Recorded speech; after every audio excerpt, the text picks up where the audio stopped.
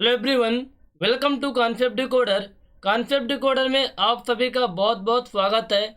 आज पे हम एक न्यू सीरीज स्टार्ट कर रहे हैं जिसके अंदर जितने भी क्वेश्चन पूछे गए हैं एफएफपी जेई के subject wise and topic wise करेंगे।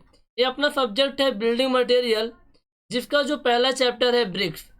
इसमें जो क्वेश्चन करने वाले हैं 2004 से लेके अब तक के जितने भी क्वेश्चन पूछे गए हैं इस पर्टिकुलर चैप्टर से उनको कवर करेंगे। साथ के साथ जो भी टॉपिक इसमें आएगा क्वेश्चन में उनको हम एक्सप्लेन भी करेंगे फुल कॉन्सेप्ट के साथ में, ताकि आपके जो भी चीज़ें हैं ना वो बहुत अच्छे से रिवाइज होती रहे। गाइस, यदि आप बीएमसी को बहुत ही अच्छे से डिटेल में पढ़ना चाहते हैं conventionally and objective point of view से, तो हमारा कंप्लीट कोर्स भी अवेलेबल है। उसकी डिटेल में जानकारी के लिए आप 9340888429 पे कॉल या व्हाट्सअप करके जानकारी ले सकते हैं। इसके अलावा यदि आप गेट एग्जाम की तैयारी कर रहे हैं, गेट, ईएफई या फिर एफएफपी जेई की तैयारी कर रहे हैं, तो आपके लिए कंप्लीट पैकेज भी अवेलेबल है। इसकी डिटेल में जानकारी लेने के लिए आप इस नंबर पे व्हाट्सअप करिए, सब कुछ अच्छे से मिल जाएगा। तो चलिए आज की क्लास को स्टार्ट करते हैं। जो अपना पहला क्वेश्चन है, clay and silt content is a good brick, earth must be at least. जो हम ब्रिक बनाते हैं तो क्ले एंड फिल्ट का कंटेंट कितना होना चाहिए एक अच्छी ब्रिक में। जो फिल्ट होता है उसकी फिल्का हम कहते हैं, क्या कहते हैं? फिल्का।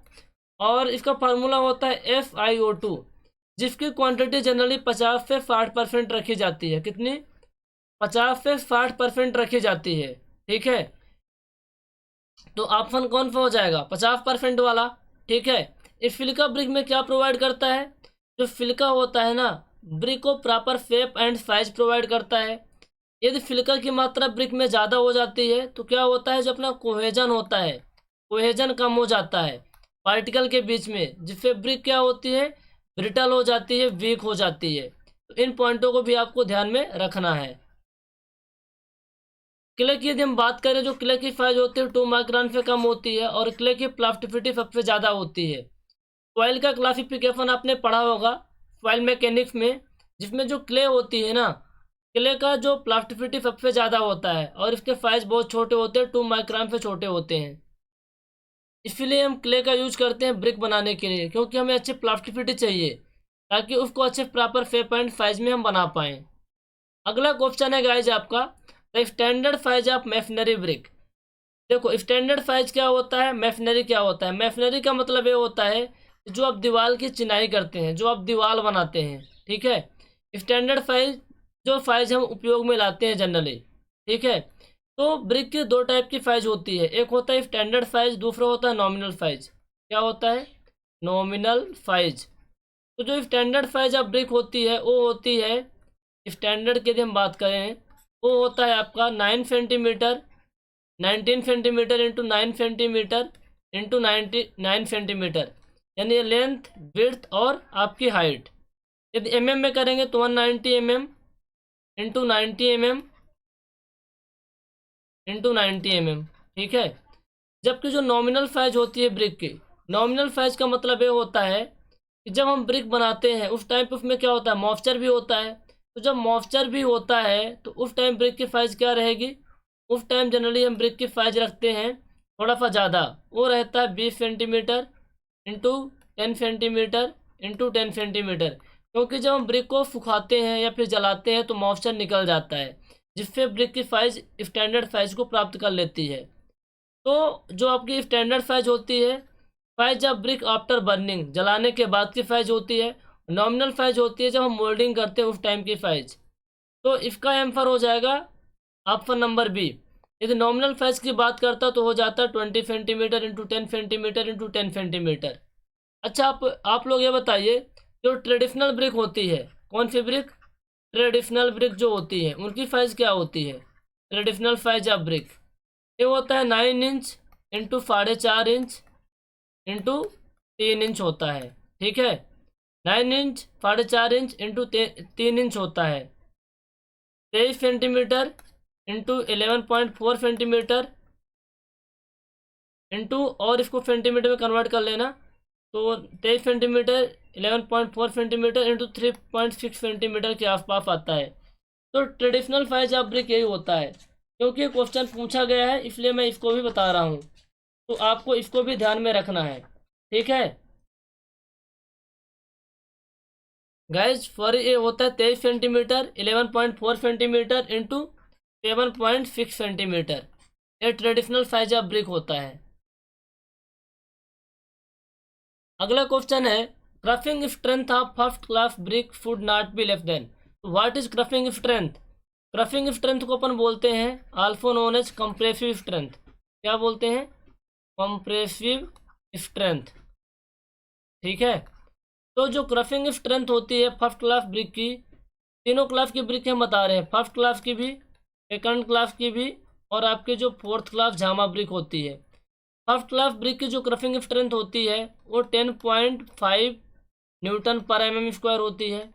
सेकंड क्लास की होती है आपकी 7 न्यूटन पर mm स्क्वायर होती है, ठीक है। फोर्थ क्लास की होती है 40 न्यूटन पर mm स्क्वायर होती है। तो जो आपका फर्स्ट क्लास का ब्रिक है इसका कितना हो जाएगा भैया? ये आपका हो जाएगा, यहाँ तो 15 दिया है, न्यूटन में हो जाएगा। तो ऑप्शन नंबर सी हम लेंगे। कौन सा लेंगे? Option number C. यदि सेकंड क्लास की कहता तो 70 हो जाता, ठीक है। एक चीज़ और ध्यान रखना कि जो मिनिमम कंप्रेसिव स्ट्रेंथ होती है ब्रिक की, मिनिमम कंप्रेसिव स्ट्रेंथ वो कितनी होती है? 3.5 न्यूटन पर mm स्क्वायर होती है, इससे कम नहीं होना चाहिए। कंप्रेसिव स्ट्रेंथ कैसे निकालते हैं? ये आपका होता है जिस लोड पे आपका ब्रिक फेल हो जाए upon cross sectional area. Compressive strength होता है जिस लोड पे आपका ब्रिक फेल हो रहा है इनटू क्रॉस सेक्शनल एरिया, ठीक है। हम क्या करते हैं, जो हमारी ब्रिक होती है ना, उस ब्रिक को पहले पानी में डुबो के रखते हैं। उसके बाद क्या करते हैं कि उसके सरफेस में जो लोडिंग सरफेस होता है उसमें प्लास्टर ऑफ पेरिस या फिर आपका जो प्लाईवुड होता है, प्लाईवुड, उसकी 4 mm की थिकनेस कोटिंग कर देते हैं। फिर उसके ऊपर हम लोड अप्लाई करते हैं यूटीएम मशीन से, यूनिवर्सली टेस्टिंग मशीन होती है जिसमें अपन कंप्रेसिव लोड अप्लाई करते हैं, ठीक है। कौन सा लोड अप्लाई करते हैं? कंप्रेसिव लोड अप्लाई करते हैं। और जिस लोड पे हमारा ब्रिक फेल हो जाता है उस लोड को अपन ले लेते हैं और अपने जो ब्रिक होती है उसकी क्रॉस सेक्शनल एरिया, तो क्या निकल के आ जाता है? Compressive strength. The size of modular brick. Modular brick की साइज क्या होती है? देखो मैंने आपको बताया था स्टैंडर्ड साइज एक होता है, स्टैंडर्ड साइज एक होता है, नॉमिनल साइज, नॉमिनल साइज। तो स्टैंडर्ड साइज कितना होता है? स्टैंडर्ड साइज जो ब्रिक होती है वो होती है 19 centimetre into 9 centimetre into 9 centimetre. Option number B is the correct answer. Nominal size कितना होता है? 20 10 इंटू 10। आप लोग वीडियो को पॉज करिए, है ना, वीडियो को पॉज करके आप करेंगे तो बहुत अच्छे से करेंगे। समझ में जब ना आया तब वीडियो को रिज्यूम करिए फिर आंसर देखिए। तो water absorption for good brick, एक जो हम टेस्ट करते हैं वाटर एब्जॉर्प्शन टेस्ट, जो हमारी ब्रिक है वो कितने वाटर को एब्जॉर्व कर लेती है। जो ब्रिक है ना कितने वाटर को एब्जॉर्व कर लेती है। तो जो फर्स्ट क्लास की ब्रिक होती है वो कितना होता है? उसका 20% ऑफ इट्स ड्राई वेट होता है। कितना होता है? 20% ऑफ इट्स ड्राई वेट। तो 20% तो दिया नहीं है, तो क्या हो जाएगा इसमें? पहला ऑप्शन दिया है 10% ऑफ इट्स ड्राई वेट, भैया 10 तो होगा नहीं, तो आप ले लेंगे 15%। Option number B is the correct answer because ये नियरेस्ट है 20 के। ड्राई वेट होता है, ध्यान रखना, जब हम वाटर एब्जॉर्प्शन टेस्ट करते हैं ना, दो टेस्ट होते हैं वाटर एब्जॉर्प्शन में, एक होता है 24 आवर्स इमर्शन टेस्ट, एक होता है आपका 5 आवर्स बॉइलिंग टेस्ट। तो जो आपका 24 आवर्स इमर्शन टेस्ट होता है, चाहे आपका 5 आवर्स बॉइलिंग टेस्ट हो, सबसे पहले 115 डिग्री सेल्सियस टेम्परेचर पे ब्रिक को पहले अच्छे से क्या करते हैं? गर्म कर देते हैं, सारा का सारा मॉइस्चर निकल जाता है। तो जो हमारी ब्रिक होती है ना पूरा का पूरा सूखी होती है, उसको हम ड्राई वेट ले लेते हैं।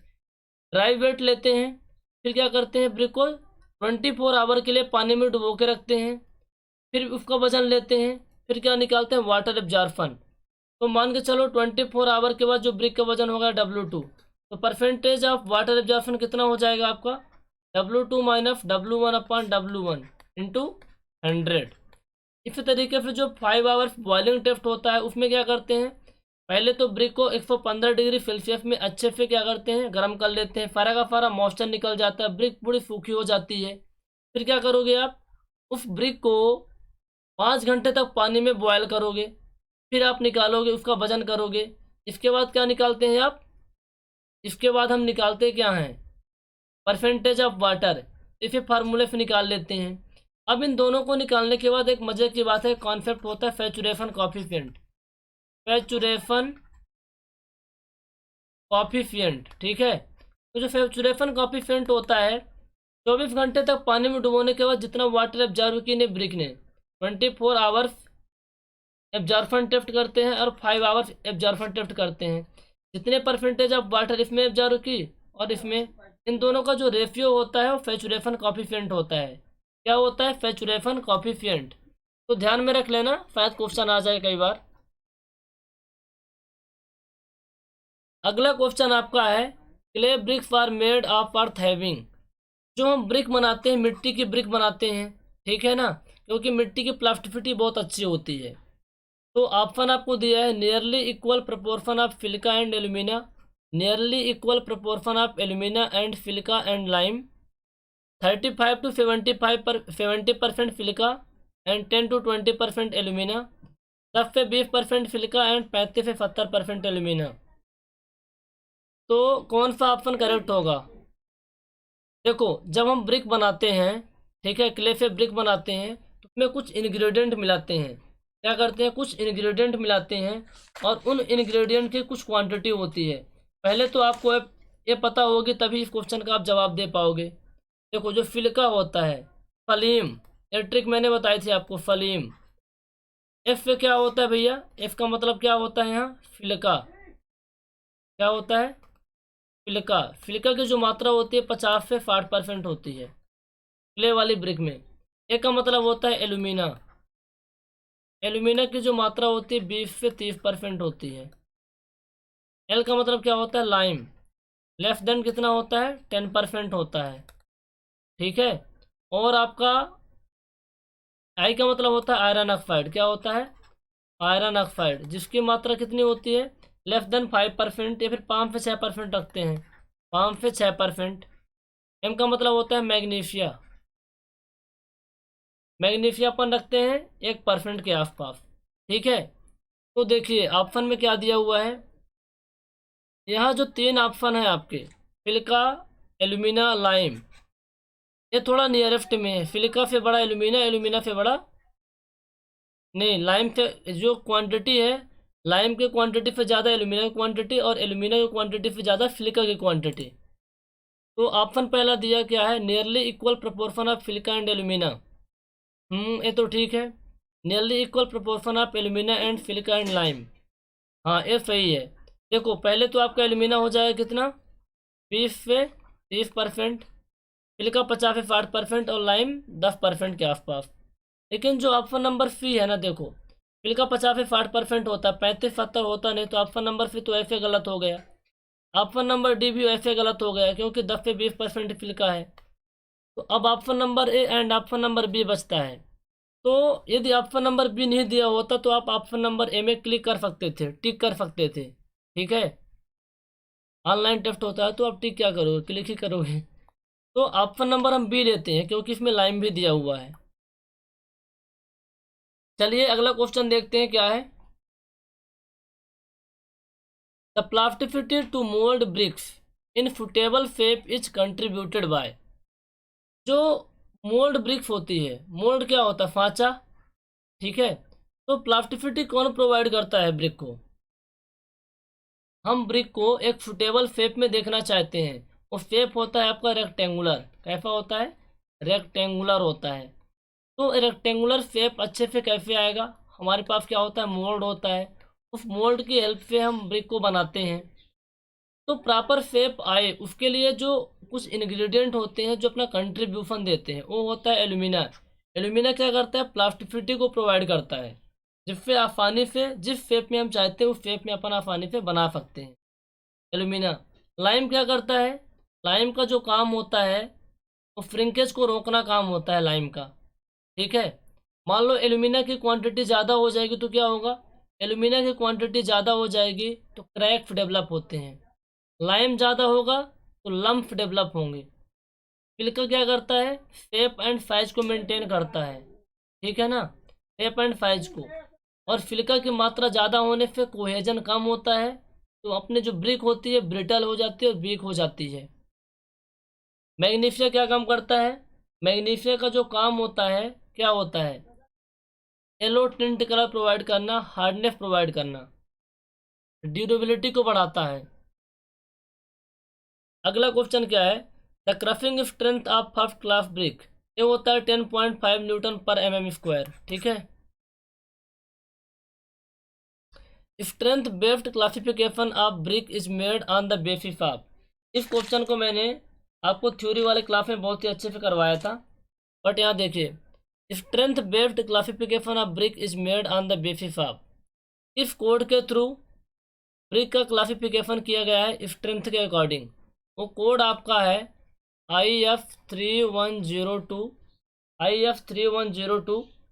1965, इस कोड के अकॉर्डिंग क्लासीफाई किया गया है। किस तरीके से किया गया है वो आपको पता है या नहीं है, पता नहीं है, मैं बता देता हूँ। वो क्लासिफिकेशन है आपका H1 H2 F1 F2 M1 M2 और अगला है आपका L1 L2। इसमें क्या किए हैं कि ये आपका क्या है, क्लासिफिकेशन ऑफ ब्रिक है। इसमें दो चीज़ें उन्होंने क्लासीफाई की है, वाटर एब्जॉर्प्शन कितना होगा और कंप्रेसिव स्ट्रेंथ। तो जो H1 क्लास की ब्रिक होती है ना, उसकी कंप्रेसिव स्ट्रेंथ होती है 44 न्यूटन पर mm स्क्वायर, और H2 की भी होती है 44 न्यूटन पर mm स्क्वायर। वाटर एब्जॉर्प्शन कितना होता है 5%, और इसमें भी 5% होता है। इसी तरीके के जो F1 और F2 ब्रिक होती है, ठीक है ना, इसकी जो कंप्रेसिव स्ट्रेंथ होती है 17.5 न्यूटन पर mm स्क्वायर, और इसकी भी होती है 17.5 न्यूटन पर mm स्क्वायर। वाटर एब्जॉर्प्शन कितना होता है, ये होता है 12% के आसपास। M1 M2 में क्या होता है, ये होती हैं आपकी 7 न्यूटन पर mm स्क्वायर कंप्रेसिव स्ट्रेंथ इसकी, और इसकी भी होती है 7 न्यूटन पर mm स्क्वायर। वाटर एब्जॉर्प्शन बढ़ेगा क्योंकि कंप्रेसिव स्ट्रेंथ क्या हो रही है, कम हो रही है, ये तो 20 के आसपास आ जाता है। और सबसे मिनिमम कंप्रेसिव स्ट्रेंथ होती है 3.5, और इसका जो वाटर एब्जॉर्प्शन होता है 25%। Minimum compressive strength of brick कितनी होती है 3.5 न्यूटन पर mm स्क्वायर, और वाटर एब्जॉर्प्शन कितना उसका होता है 25%। कंप्रेसिव स्ट्रेंथ कम होगी उसमें वाइड्स होंगे, तभी कंप्रेसिव स्ट्रेंथ कम हो रही है जिसमें वाटर एब्जॉर्प्शन ज़्यादा होता है। तो एक क्लासिफिकेशन है, ध्यान में रखना। कई बार क्वेश्चन पूछ देता है कि F2 क्लास की ब्रिक का compressive strength and water absorption बताइए, तो याद रहना चाहिए आपको। चलिए अगला क्वेश्चन देख लेते हैं।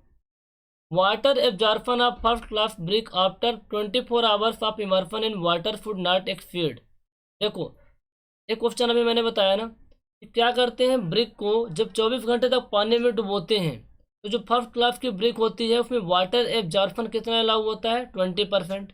सेकंड क्लास की ब्रिक में 22% होता है, 22%। जस्ट मिनट,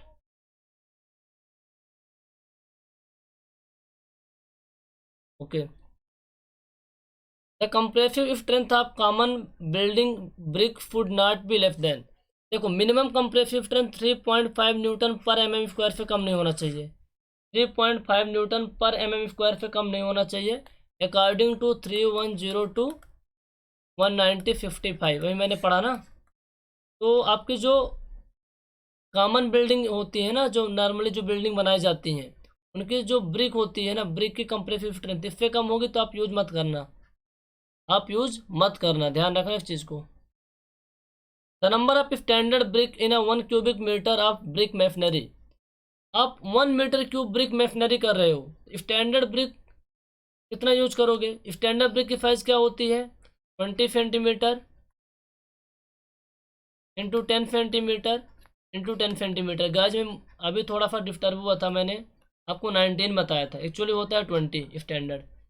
तो स्टैंडर्ड क्यों लेते हैं, देखो 20 का मतलब यहाँ कुछ भी नहीं है, होता तो 19 ही है। 19 centimetre into 19 centimetre, 19 centimetre into 9 centimetre into 9 centimetre. जब आप मैशनरी में यूज करते हो ना, उस टाइम मोटार भी होता है, तो मोटार की भी थिकनेस 1 सेंटीमीटर कंसीडर की जाती है। तो हियर हम क्या लेते हैं 20 centimetre into 10 centimetre into 10 centimetre.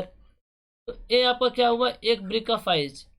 एक ब्रिक का वॉल्यूम कितना हो जाएगा भाई, ये हो जाएगा आपका 2000 सेंटीमीटर क्यूब हो जाएगा ना। तो आप ये बताइए आप कैसे निकालोगे, एक ब्रिक का वॉल्यूम इतना है, हमें 1 मीटर क्यूब कंस्ट्रक्शन करना है। 1 मीटर क्यूब मतलब 1 मीटर में 100 सेंटीमीटर यानी 100 सेंटीमीटर क्यूब। तो कितना हो जाएगा 100 और 2 जीरो और 2 जीरो, मतलब कहने का मतलब ये हो जाएगा, यदि इसको हम सेंटीमीटर क्यूब में कन्वर्ट करेंगे ये ऐसा होगा, ठीक है ना। तो कितने जीरो आ जाएंगे, 6 जीरो आ जाएंगे, 2 2 4 और ये 2 6 जीरो आ जाएंगे। डिवाइड कर देंगे आप 2000 से, 3 जीरो कैंसिल हो जाएंगे। 1000 में 2 का डिवीजन करेंगे तो 500 आ जाएगा। तो 1 मीटर क्यूब यदि आप कंस्ट्रक्शन कर रहे हैं ब्रिक मैशनरी से तो आपको 500 ब्रिक चाहिए। 2 मीटर क्यूब के लिए 1000 ब्रिक चाहिए। 3 मीटर क्यूब के लिए 1500 चाहिए। ऐसा कैसे निकालोगे भाई, सिंपल है ना। 1 मीटर क्यूब को पहले सेंटीमीटर क्यूब में कन्वर्ट कर लो, ठीक है। और एक ब्रिक का आप निकाल लो, क्या निकालना है आपको, एक ब्रिक का आपको क्या निकालना है, वॉल्यूम निकालना है। 2000 सेंटीमीटर क्यूब होता है, बच्चों वाला खेल है, कर लेना।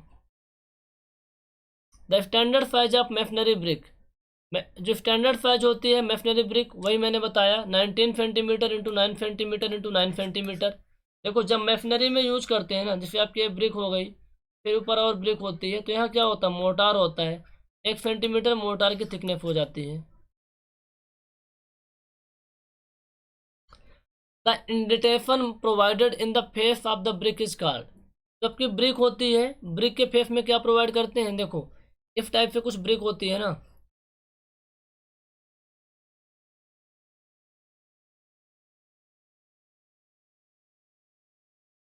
तो मैं डायग्राम बना के बताएंगे तो बहुत टाइम लग जाएगा।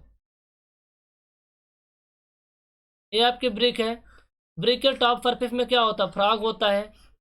क्या होता है यहाँ, क्या होता है, फ्रॉग होता है ना, क्या होता है, फ्रॉग होता है।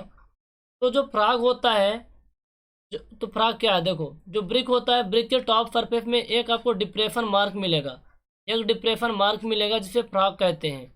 क्या कहते हैं, फ्रॉग कहते हैं। तो वही बोला है कि जो ब्रिक के फेस में इंडिटेशन प्रोवाइड करते हैं, है ना, इंडेंट मार्क प्रोवाइड करते हो, क्या होता है, फ्रॉग होता है। फ्रॉग की साइज होती है आपकी 10 सेंटीमीटर इंटू 4 सेंटीमीटर इंटू 1 से 2 सेंटीमीटर, ठीक है। ये फ्रॉग की साइज होती है। फ्रॉग क्यों प्रोवाइड करते हैं, फ्रॉग को प्रोवाइड करने के दो रीज़न हैं।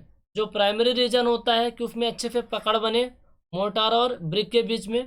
दूसरा रीज़न ये होता है सेकेंडरी, तो मैन्युफैक्चर का उसमें नाम लिखा होता है। A layer of dry brick put below the foundation concrete in the base of soft soil is called a layer of dry brick। जो देखो जो ड्राई ब्रिक होती है उसको हम क्या करते हैं, जो कंक्रीट की फाउंडेशन होती है ना वहाँ हम डाल देते हैं। जो खराब ब्रिक होती है आपकी, जो झामा ब्रिक होती है, 4th क्लास की ब्रिक, झामा ब्रिक, उसको जनरली हम प्रोवाइड कर देते हैं, कहाँ डाल देते हैं, फाउंडेशन में। क्योंकि वो डिस्टॉर्टेड होती है ना, उसको मैशनरी में अपन यूज नहीं ला सकते हैं। तो क्या बोलते हैं, उसे बोलते हैं फोलिंग। क्या बोलते हैं, फोलिंग। एस्टिमेशन में मैंने बताया था, एस्टिमेशन में। डीपीसी क्या होता है, डैम प्रूफ कोर्स, स्पिलन को रोकने के लिए डीपीसी प्रोवाइड करते हैं ना प्लिंथ लेवल पर।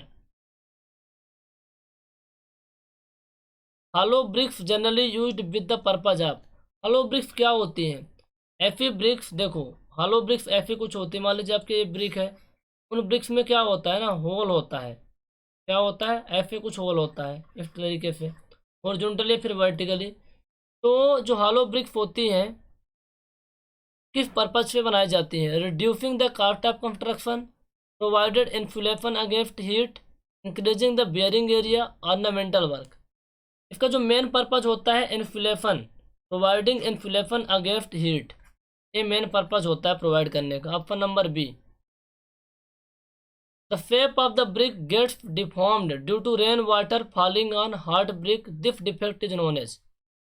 आप मान लो भट्टी में ब्रिक लगाए हो, भट्टी से ब्रिक जल चुकी है, भट्टी में यानी किल है या फिर क्लैंप है, कुछ भी है। अब भट्टी में ब्रिक जल चुकी है, आप उसे निकाल रहे हो और गर्म ब्रिक है। कैसे ब्रिक है, हार्ड ब्रिक है। और बर्फ़ा हो गई, उसी दिन क्या हो गई, बर्फ़ा हो गई, तो उससे क्या होता है ना, जो ब्रिक होती है उसमें डिफेक्ट आ जाता है, डिफॉर्म्ड हो जाती है ब्रिक।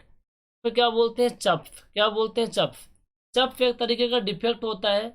चप्फ क्या होता है, एक तरीके का डिफेक्ट होता है। जब अपनी जो गर्म ब्रिक होती है, हार्ड ब्रिक होती है, और उसमें रेन वाटर पड़ गया, बर्फ़ा का पानी, तो उससे क्या होता है, उसके शेप में डिस्टॉर्टेड हो जाती है, थोड़ा सा डिफॉर्म हो जाती हैं, उसे बोलते हैं चप्फ। जबकि ब्लोटिंग क्या होता है, यदि आप क्या प्रेजेंट है, कार्बोनेशियस मैटर, कार्बन या सल्फर प्रेजेंट है, कार्बन एंड सल्फर के प्रेजेंट होने से जो ब्रिक के सरफेस में स्पंजी मास है ना, वो आ जाते हैं, जिसे बोलते हैं ब्लोटिंग। क्या बोलते हैं, ब्लोटिंग। एक होता है आपका स्पॉट्स। स्पॉट्स क्या होता है भैया, यदि आयरन सल्फाइड प्रेजेंट है, क्या प्रेजेंट है, आयरन सल्फाइड, आयरन सल्फाइड, उसकी वजह से स्पॉट्स आते हैं ब्रिक के सरफेस में, क्या आते हैं, स्पॉट्स। एक आपका डिफेक्ट होता है ब्लैक कोर। क्या होता है, ब्लैक कोर। यदि अच्छे से ब्रिक जली नहीं है, इम्प्रॉपर बर्निंग हुई है, इम्प्रॉपर बर्निंग है, या फिर विटामिन कंटेंट प्रेजेंट है ब्रिक क्ले में, उसमें क्या आ जाते हैं, ब्लैक कोर आ जाते हैं। तो इनको ध्यान रखिए, डिफेक्ट से भी क्वेश्चन पूछे गए हैं कई बार। The operation of removal of impurities of clay adhering of iron ore is known as. देखो, जब क्ले से हम इम्प्योरिटीज को रिमूव करते हैं तो क्या बोलते हैं, ड्रेफिंग। क्या बोलते हैं, ड्रेफिंग बोलते हैं। ठीक है। जिस तरीके से स्टोन में कटाई छटाई करते हैं ना, जैसे स्टोन को हम निकालते हैं क्वायरिंग करके, तो उसको प्रॉपर शेप एंड साइज देते हैं, उसके अनवांटेड शेप को हम काटते काटते हैं, वो होता है ड्रेफिंग। ऐसे क्ले का होता है। कैल्सिनेशन क्या होता है, कैल्सिनेशन एक प्रोसेस होता है जिसमें मटेरियल को हम क्या करते हैं, गर्म करते हैं, इतना गर्म करते हैं कि वो पिघले ना। ये आप पढ़ोगे पेमेंट में अच्छे से, कैल्सिनेशन क्या होता है। The number of bricks required per cubic metre of brick masonry. तो 1 मीटर क्यूब ब्रिक मैशनरी में ब्रिक कितना चाहिए होता है, 1 मीटर क्यूब में कितना होता है, 1 मीटर क्यूब क्या लिख सकते हैं, 1 मीटर इज इक्वल टू होता है आपका 100 सेंटीमीटर। ठीक है, आपका क्या हो जाएगा, 100 सेंटीमीटर क्यूब। और एक ब्रिक का जो वैल्यूम होता है, volume of one brick, volume of one brick, वो कितना होता है आपका, 20 centimetre into 10 centimetre into 10 centimetre, है ना। तो ये हो जाएगा आपका 2000 सेंटीमीटर क्यूब। ठीक है, तो आप इससे डिवाइड कर देना ना, 100 centimetre cube into 2000 centimetre cube. 100 centimetre cube है, मतलब ऊपर कितने हो जाएंगे, 6 जीरो, अपान 2000 सेंटीमीटर क्यूब, कितना आ जाएगा, सेंटीमीटर क्यूब कैंसिल हो गया, 3 जीरो फिर 3 जीरो, 500 आ जाएंगे। 1 मीटर क्यूब में कितने ब्रिक चाहिए आपको, 500 ब्रिक चाहिए। कौन सी ब्रिक है, स्टैंडर्ड ब्रिक की बात हो रही है। अभी ट्रेडिशनल ब्रिक कहा जाता तो क्या होता, कमेंट करके बताइए आप लोग। 1 मीटर क्यूब आप कंस्ट्रक्शन कर रहे हैं, वो भी ट्रेडिशनल ब्रिक से, तो कितनी ब्रिक चाहिए, कमेंट करके बताइएगा। अब brick masonry could fail due to, जो ब्रिक मैशनरी होती है ना, जो दीवारें होती हैं, ईंट की दीवारें होती हैं, ब्रिक की दीवारें होती हैं, वो क्यों फेल होती हैं, क्यों टूट जाती हैं।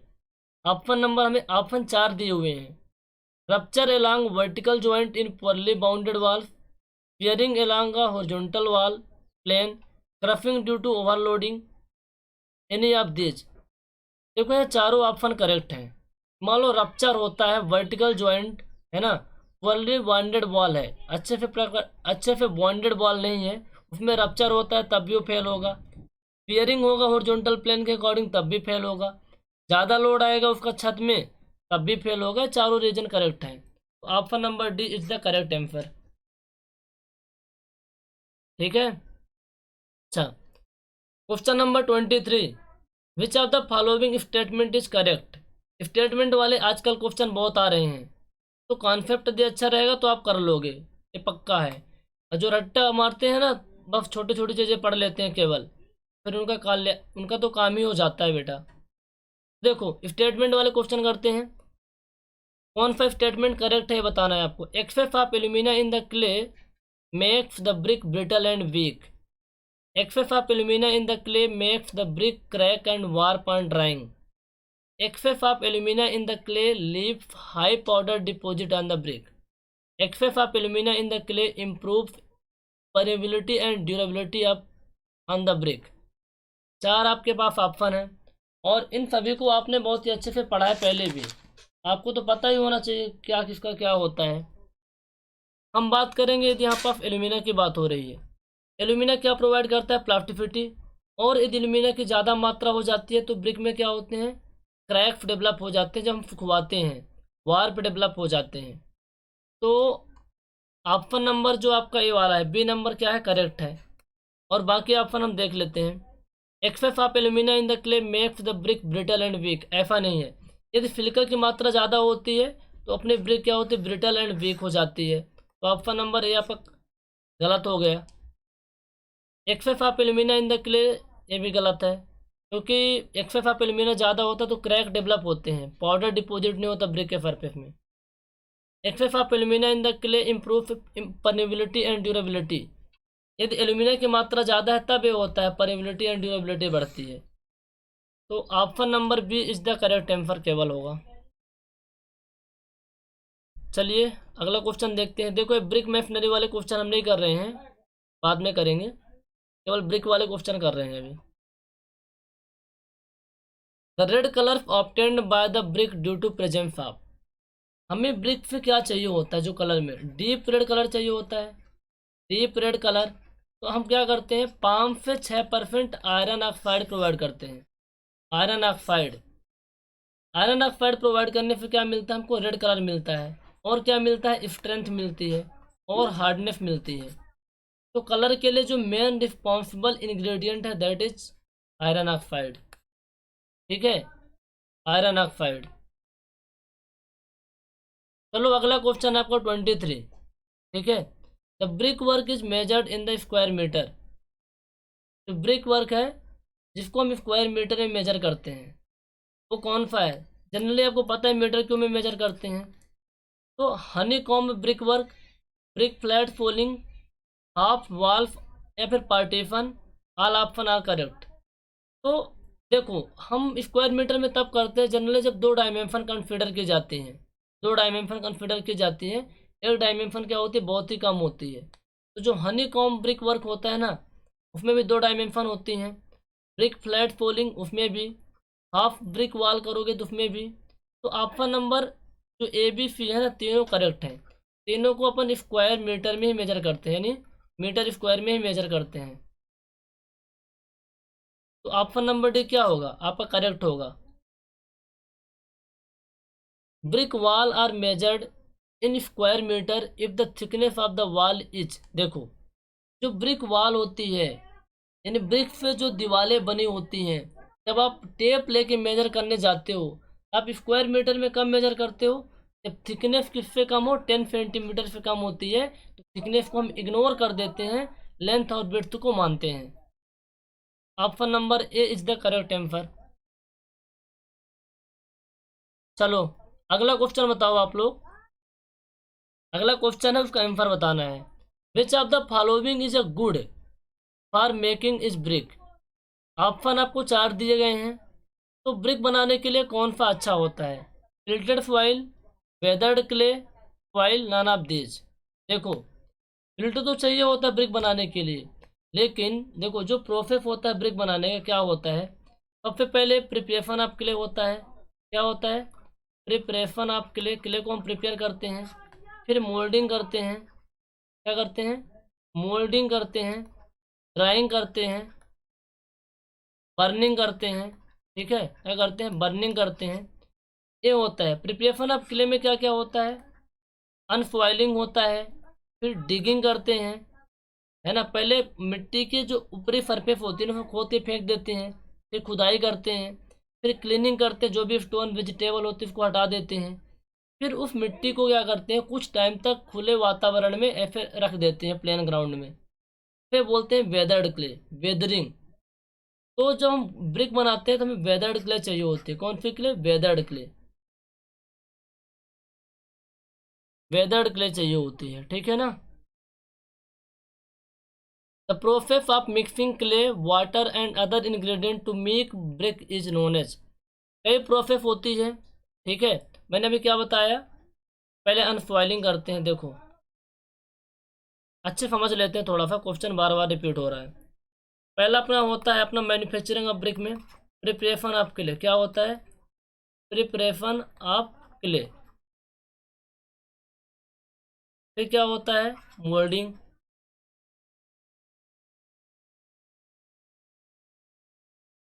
ड्राइंग।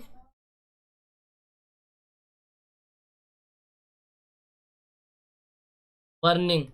ठीक है। देखो अब प्रिपरेशन ऑफ क्ले में 4-5 स्टेप होते हैं। पहला होता है अनफॉइलिंग।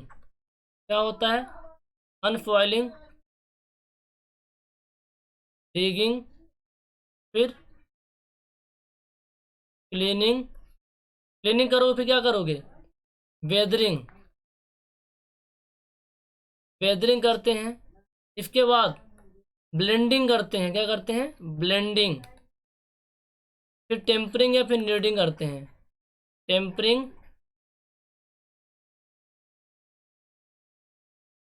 नीडिंग। अब देखो क्या हुआ कि आपने ब्लेंडिंग का मतलब ये होता है कि जो भी इंग्रेडिएंट की ज़रूरत पड़ती है वो इंग्रेडिएंट मिलाते हैं, सिलिका, लाइम, एल्यूमिना, जो भी मिलाना होता है। टेम्परिंग क्या होता है? जब सारे इंग्रेडिएंट मिला लिए, अच्छे से आपकी मिट्टी रेडी है, तो उसमें वाटर ऐड करते हैं। क्या करते हैं अपन?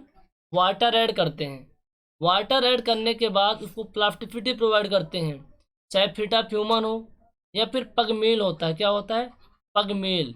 पग मील की सहायता से अच्छे से मिक्स करते हैं। तो यहाँ क्वेश्चन ने पूछा है कि the process of mixing clay water and other ingredient. तो इसमें अपन क्या बोलेंगे? टेम्परिंग भी दिया है, नीडिंग भी दिया है, पगिंग भी दिया है, मोल्डिंग भी दिया हुआ है। इसका आंसर आपका हो जाएगा टेम्परिंग। क्या बोलेंगे? टेम्परिंग। पर नीडिंग भी बोल सकते हैं, लेकिन हम मोस्टली टेम्परिंग बोलते हैं। कई बार इसका जो एफएफपी है ना, इसका एम्फर टेम्परिंग ही क्लियर किया था, पर टेम्परिंग लेते हैं, ठीक है। तो ये प्रोसेस याद रहना चाहिए। Excess of silica in the clay. मान लो क्ले में सिलिका की क्वांटिटी ज़्यादा है, तब क्या प्रॉब्लम होगी? यदि एक रिजनेबल क्वांटिटी है, जितना चाहिए होता है, तो प्रॉपर 5.5 हमको मिलेगा, ठीक है ना। थोड़ा सा श्रिंकेज को भी रोकेगी, ड्यूरेबिलिटी भी अच्छी होगी। लेकिन मान लो ज़्यादा हो गया तो क्या होता है? जो क्ले के पार्टिकल होते हैं, क्ले के पार्टिकल के बीच कोहेजन कम हो जाता है। क्या होता है? कोहेजन जब कम हो जाएगा तो ब्रिक क्या होती है? ब्रिटल हो जाती है और वीक हो जाती है। तो option number is the correct answer. Question number 32। The term frog means. जो ब्रिक होती है, ब्रिक के टॉप सरफेस पे जो फ्रॉग होता है, उसका मतलब क्या होता है? An operator to lift the stone, the depression on a face of brick, vertical joint in a brick work, soaking brick in water. क्या मतलब होता है? देखो इसका मतलब होता है, जो टर्म होता है फ्रॉग, ब्रिक के टॉप सरफेस में होता है, उसे बोलते हैं अ डिप्रेशन आना। देखो समझो हर एक चीज़ को। ये आपका ब्रिक है, ब्रिक के टॉप सरफेस में होता है ना, तो गड्ढा होता है। ब्रिक के टॉप सरफेस में क्या होता है? गड्ढा होता है। 10 सेंटीमीटर इंटू 4 सेंटीमीटर इंटू 1 से 2 सेंटीमीटर का। जब गड्ढा है तो क्या बोलेंगे? डिप्रेशन ही बोलेंगे ना। और डिप्रेशन है ना फेस ऑफ ब्रिक। ब्रिक के फेस में क्या होता है? डिप्रेशन होता है। सोकिंग ब्रिक का मतलब क्या हुआ? जब ब्रिक को पानी में डुबोते हैं, वो होता है सोकिंग ब्रिक इन वाटर। अच्छा, सोकिंग क्यों करते हैं? ब्रिक को मैशनरी में लाने से पहले, मैशनरी में काम लाने से पहले पानी में क्यों डुबोते हैं? देखो इसलिए डुबोते हैं ताकि जब हम ब्रिक को मैशनरी में काम लाएं, जो मोर्टार में वाटर होता है उस वाटर को एब्जॉर्ब ना करे, ठीक है। तो टर्म फ्रॉग क्या होता है? टर्म फ्रॉग मीन्स वही चीज़ होगा, डिप्रेशन और फेस वर्क। चलो क्वेश्चन नंबर 33। क्वेश्चन नंबर 33 में क्या है? The minimum compressive strength of second class brick should be. मैं तो बता चुका हूँ ना, 7 N/mm² होता है, यानी 70 kg/cm², ठीक है। अब pugmill is used for. Pugmill अपन यूज करते हैं टेम्परिंग। टेम्परिंग के लिए जब अपन वाटर मिक्स करते हैं क्ले में, तो अच्छे से मिलाने के लिए पगमील का यूज करते हैं। अभी मैंने बताया था आपको।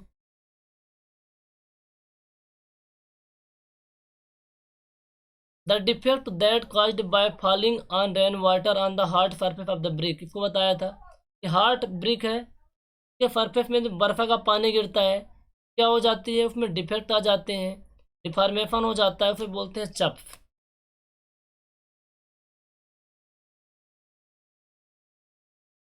अगला क्वेश्चन आपका है which one of the following brick is suitable for the high class brick masonry. High class की हमें ब्रिक मेफनरी करनी है, बहुत ही अच्छे क्वालिटी की ब्रिक मेफनरी करनी है, तो किस टाइप की ब्रिक चाहिए, bull nose brick, jhama brick, modular brick, under burnt brick. देखो झम ब्रिक या झामा ब्रिक किसे कहते हैं, जो ब्रिक ओवर बर्नट होती हैं, जो ज़्यादा जली हुई होती हैं, जो ज़्यादा जली हुई ब्रिक होती है वो कैसी होती है, डिस्टॉर्टेड होती हैं। तो अब बताओ हाई क्वालिटी की क्या होना चाहिए, हाई क्लास की ब्रिक मेफनरी कर रहे हो और लगा दोगे डिस्टॉर्टेड ब्रिक, तो कहाँ पे होगी हाई क्वालिटी, झम ब्रिक को तो यूज करेंगे नहीं। अब आता है मॉडुलर ब्रिक। हाँ मॉडुलर ब्रिक का यूज करते हैं, स्टैंडर्ड साइज की ब्रिक होती है जिसका हाई क्लास ब्रिक मेफनरी या फिर नॉर्मल ब्रिक मेफनरी में भी यूज करते हैं। Option number C is the correct answer. Option number D क्यों नहीं होगा, क्योंकि अंडर ब्रंट ब्रिक है यार, अच्छे से जली नहीं है, उसकी कंप्रेसिव स्ट्रेंथ बहुत कम होती है क्योंकि उसके अंदर वाइड्स होते हैं, पोर्स होते हैं। तो ऑप्शन नंबर डी भी करेक्ट आंसर नहीं होगा, और बुल नोज ब्रिक भी नहीं होगा। Which of the following is the correct reason for soaking the brick in water before its use. जिसकी चर्चा अभी हो रही थी वही जंप कर गया बेटा। ये पूछ रहा है कि प्रॉपर रीजन क्या है, ब्रिक को यूज करने से पहले पानी में डुबोते हैं। For preventing absorption of moisture from mortar by bricks, ये ऑप्शन आपका करेक्ट है। जो मोर्टार में जो पानी होता है उस पानी को एब्जॉर्ब ना करे तो पहले ही पानी में डुबो देते हैं, जितना पानी एब्जॉर्ब करना हो पहले कर लो, ये करेक्ट रीजन हो है इसका। Reducing air wides, for reducing efflorescence, for cleaning, ऐसा कुछ नहीं है, क्लीनिंग तो थोड़ा बहुत हो ही जाती है, लेकिन जो प्रॉपर और ऑथेंटिक रीजन है वो यही है, option number A. Refractive bricks are generally use to resist, जो रिफ्रैक्टिव ब्रिक होती है, रिफ्रैक्टिव ब्रिक को अपन क्या बोलते हैं, फायर ब्रिक। रिफ्रैक्टिव ब्रिक को क्या बोलते हैं अपन, फायर ब्रिक भी बोलते हैं। आपको मैंने डिटेल में करवाया था फायर ब्रिक के बारे में। तो जो फायर ब्रिक होती है उसका बनाने का मेन क्या उद्देश्य होता है, उससे क्या होता है कि ये आपको होता है हाई टेम्परेचर को रजिस्ट करती है, किसको, हाई टेम्परेचर को, नाम से पता है यार, फायर मतलब आग, हाई टेम्परेचर को क्या करती है, रजिस्ट करती है। इसको बनाने के लिए अपन जो सिलिका लगाते हैं ना, सिलिका, ये 55 से 70% होता है, कितना होता है, 55 से 70%। और एल्यूमिना होता है, एल्यूमिना में थोड़ा सा ज़्यादा होता है, 25 से 35%, कितना, 25 से 35%। चलो अगला क्वेश्चन देखो, the composition of good bricks, the total content of silt and clay by weight should not be less than. Silt की बात हो रही है, 50% से कम तो नहीं होना चाहिए यार, 50% से कम। बाई वेट, टोटल वेट का 50% क्या होना चाहिए, आपका सिलिका होना चाहिए, ये जरूरी होता है, बहुत ज़रूरी होता है, रेता सैंड को बोलते हैं। What is the present percentage content of silica in a good quality brick, वही 50 से 60%।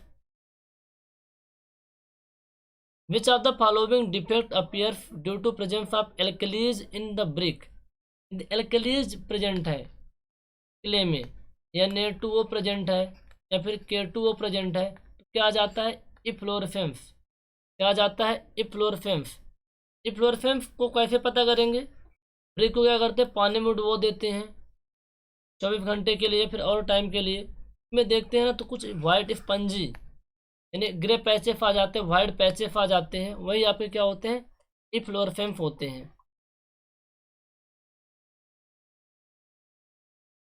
What is the actual size of the brick standard modular as per Indian standard, वही है यार, क्वेश्चन तो बार बार रिपीट हो रहा है। In which of the following process pugmill is used, pugmill कब यूज करते हैं, ब्रिक को जलाने के लिए, ब्रिक को सुखाने के लिए, मोल्डिंग के लिए, प्रिपरेशन ऑफ क्ले के लिए। तो मैंने बताया था प्रिपरेशन ऑफ क्ले में जो लास्ट होता है, लास्ट टर्म मैंने बताया था आपको, क्या बताया था, टेम्परिंग या नीडिंग, टेम्परिंग या नीडिंग। टेम्परिंग और नीडिंग में अपन क्या यूज करते हैं, पगमील का, यानी जब मिट्टी में पानी मिलाते हैं और उसको प्रॉपर मिक्स करते हैं। मान लो लार्ज स्केल का प्रोजेक्ट है, 50,000 ईंटें बनानी है, तो क्या पैर से बनाओगे, नहीं, इसके लिए आप पगमील यूज करते हो, मशीन का नाम है पगमील। तो प्रिपरेशन आपके लिए इज द करेक्ट टेम्पर होगा, ठीक है। Which of the following is the main reason to provide frog in the brick. देखो मैंने बताया था जो फ्रॉग होता है ना, फ्रॉग ब्रिक के टॉप सरफेस में, इसके दो रीजन होते हैं। जो प्राइमरी रीजन यही होता है कि जो ब्रिक होता है, ब्रिक और मोटार के बीच अच्छी पकड़ बन जाए, formed cat joint between brick and mortar, ये प्राइमरी रीजन होता है। सेकेंडरी रीजन होता है प्रिंट मैन्युफैक्चरर नेम, लेकिन यह मेन रीजन पूछा है, यानी प्राइमरी रीजन पूछा हुआ है। Option number B is the correct answer. Calculate the number of bricks required for 5 cubic metre brick wall. 1 metre brick wall बनाने के लिए 500 ब्रिक चाहिए होती है। 5 मीटर क्यूब के लिए 500 इंटू 5 कितना हो जाएगा, 2500। Option number D. What is the thickness of 1.5 brick wall made of standard modular brick. What is the thickness of 1.5 brick wall made of standard modular brick, कितना होगा। तो ये आपका होता है 1.5, एक ब्रिक का हो जाएगा कितना, 20, हाफ का हो जाएगा 10, कितना हो जाएगा, थिकनेस 30 हो जाएगी, कितनी हो जाएगी, थिकनेस 30 हो जाएगी। Which of the following is the most important characteristics of the alumina in the brick earth. जो एल्यूमिना हम प्रोवाइड करते हैं, मिलाते हैं किसमें, ब्रिक में, यानी जो मिट्टी वाली ब्रिक होती है क्ले में, मेन कैरेक्टरिस्टिक क्या होता है, उसका मेन कैरेक्टरिस्टिक होता है प्लास्टिसिटी को मेंटेन करना, बाकी तो सेकेंडरी हैं। देखो हर एक चीज़ का मेन याद रखना, जैसे आपका सिलिका है, सिलिका क्या होता है, proper shape and size. Alumina का होता है प्लास्टिसिटी। लाइम का होता है श्रिंकेज को रोकना। आयरन ऑक्साइड का काम होता है रेड कलर प्रोवाइड करना। मेन तो याद रखना है, सेकेंडरी भी याद रखना है। सेकेंडरी याद रखने से क्या होता है, आपको पता चल जाता है स्टेटमेंट वाले क्वेश्चन में, लेकिन मेन पता होना चाहिए। जैसे हमारे जो मेन सब्जेक्ट है ना सिविल इंजीनियरिंग की, जैसे आपकी बीएमसी हो गई, ठीक है, इन्वायरमेंटल इंजीनियरिंग है, सर्वेइंग है, ठीक है, ये हमारे मेन सब्जेक्ट हैं। बाकी तो मैं स्ट्रक्चर वाले सब्जेक्ट को भी पढ़ाता हूँ, दैट इज सेकेंडरी सब्जेक्ट। ऐसी हर एक चीज़ का मेन होता है, ठीक है। What is the thickness of a 2 brick wall made up of standard modular brick. तो 2 ब्रिक वॉल की बात हो रही है, थिकनेस आपको निकालना है। सबसे पहले आप क्या करोगे, जो ब्रिक होती है ना, उस ब्रिक की थिकनेस प्लस मोर्टार की थिकनेस, तो 2 ब्रिक है तो 2 ब्रिक की थिकनेस कितनी हो जाएगी, 19 सेंटीमीटर होता है, प्लस 19 सेंटीमीटर। अब 2 ब्रिक है, एक ब्रिक आपकी ए है और आपकी एक ब्रिक ए है, यहाँ आप मोर्टार डालोगे और यहाँ पे मोर्टार डालोगे, ठीक है। तो ए वाली कितनी थिकनेस है, देखो 19 सेंटीमीटर होता है, फिर 19 सेंटीमीटर, 38 सेंटीमीटर, और 1 सेंटीमीटर और 1 सेंटीमीटर क्या हो गया, 2 सेंटीमीटर मोर्टार का, 40 सेंटीमीटर होता है। कितना होता है, 40 सेंटीमीटर थिकनेस होती है, ठीक है।